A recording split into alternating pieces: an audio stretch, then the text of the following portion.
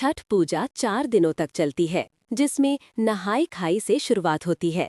इसके बाद खरना के दिन व्रत रखा जाता है, जिसमें खीर और गुड़ का प्रसाद बनता है। तीसरे दिन डूबते हुए सूर्य को अर्घ्य दिया जाता है और फिर चौथे और अंतिम दिन उगते हुए सूर्य को अर्घ्य देकर व्रत का पारण किया जाता है। इस दौरान पवित्रता का विशेष ध्यान रखना चाहिए, लहसुन प्याज से परहेज करना चाहिए और प्रसाद बनाने के लिए मिट्टी के चूल्हे या नए चूल्हे का उपयोग करना चाहिए। आइए जानते हैं कि छठ पूजा की विधि कैसे करें। 1. पहला दिन नहाए खाए। ब्रह्म मुहूर्त में उठकर स्नान करें और घर की साफ सफाई करें। सात्विक भोजन जैसे लौकी भात का सेवन करें। यह दिन छठ पूजा का पहला दिन होता है। 2. दूसरा दिन खरना। व्रत रखने वाली महिलाएं मिट्टी का नया चूल्हा बनाती हैं, गुड़ और चावल की खीर का प्रसाद बनाती हैं और छठी मैया को भोग लगाती हैं।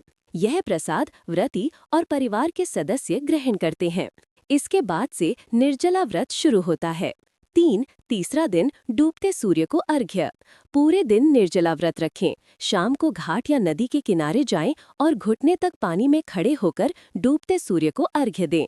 अर्घ्य के लिए बांस या पीतल की सूप या टोकरी का उपयोग करें, जिसमें फल, फूल, गन्ना और पकवान रखे हों और सूप पर सिंदूर लगा हो। घर लौटकर कोसी भरें और परिवार के साथ पूजा करें। 4. चौथा दिन उगते सूर्य को अर्घ्य और पारण। सुबह जल्दी उठकर फिर से घाट पर जाएं और उगते हुए सूर्य को अर्घ्य दें, मनोकामनाएं कहें और फिर प्रसाद सभी में बांटें।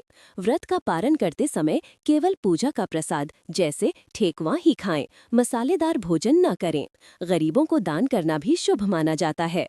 इस पूजा में ध्यान रखने वाली कई बातें हैं। घर की पूरी तरह से साफ सफाई रखें।